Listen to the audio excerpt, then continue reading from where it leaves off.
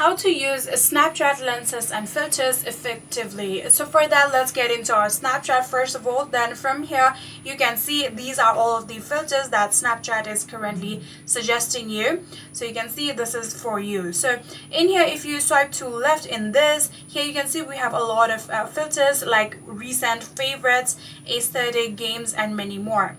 So from here, if you simply tap on this face-like icon that you can see right here, now you'll be able to get all of the filters of TikTok. In here, you can now see these are all of the categories of the filter. We have the AI one, we have the face covers, we also have the Bitmoji one, we also have 4Pits and many more. If you tap on this search icon right here, you can now start searching for the exact filter that you are looking for. So for example, I want a green screen, so I'm going to search for green screen effect right here.